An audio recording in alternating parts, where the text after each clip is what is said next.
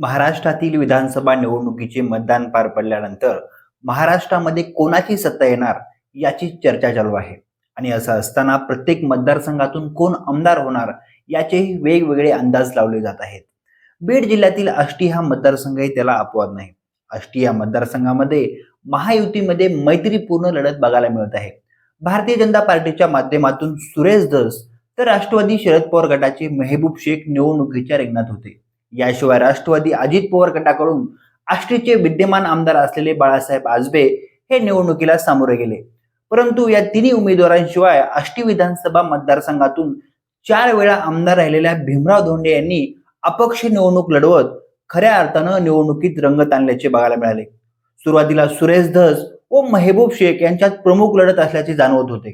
मात्र नंतरच्या काळात ही लढत केवळ सुरेश धस व भीमराव धोंडे यांच्यामध्ये झाल्याचे सांगितले जाते. परंतु बीड जिल्ह्यातील मतदारांनी शेतीऐवजी जातीला महत्त्व दिल्याचे विविध घटनांवरून त्या ठिकाणी बघायला मिळाले आहे. अर्थात त्याला लोकसभा निवडणुकीची पार्श्वभूमी असल्याचे सांगितले जाते. लोकसभा निवडणुकीच्या अनुषंगाने याही वेळी विधानसभेला धक्कादायक निकाल लागल्याच्या शक्यता या ठिकाणी वर्तवल्या जात आहेत. लोकसभा निवडणुकीत पंकजा मुंडे यांचा झालेला पराभव हा आष्टी विधानसभा निवडणुकीचा त्या ठिकाणी प्रचाराचा मुद्दा बनल्याचे बघायला मिळाले आहे. आणि असं असताना बीड जिल्ह्यातील मतदान शांततेत पार पडत असतानाच दुपारी 1च्या सुमारास परळी मतदारसंघात घडलेल्या घटनेने परळीसह संपूर्ण बीड जिल्ह्याच्या राजकारणावर परिणाम पडल्याचे अंदाज वर्तवले जात आहेत.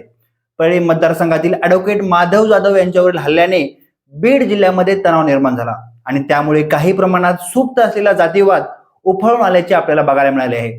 त्यामुळे लोकसभा निवडणुकीप्रमाणेच मराठा विरुद्ध ओबीसी असा संघर्ष पुन्हा एकदा आष्टीसह संपूर्ण बीड जिल्ह्यामध्ये निर्माण झाल्याचे बघायला मिळाले.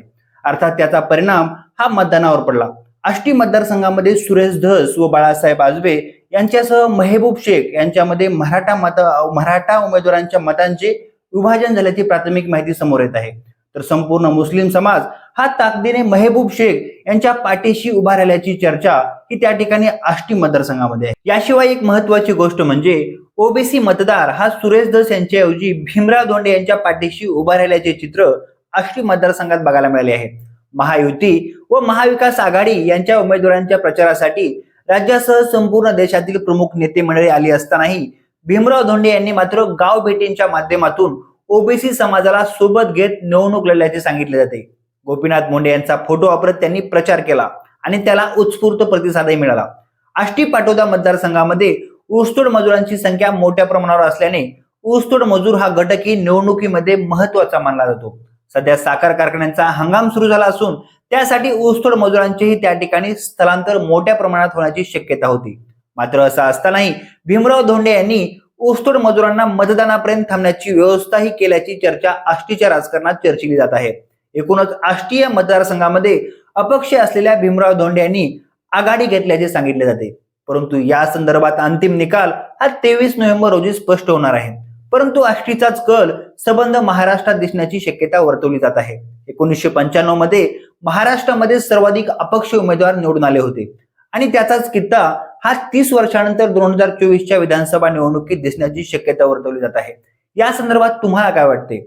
आष्टीतून आमदारकीचा गुलाल कोणाच्या गळात पडणार याविषयी तुमचे मत कमेंट सेक्शनच्या माध्यमातून नक्की कळवा. आमच्या इनसाइट मराठी या YouTube चॅनलला सबस्क्राईब करा. धन्यवाद.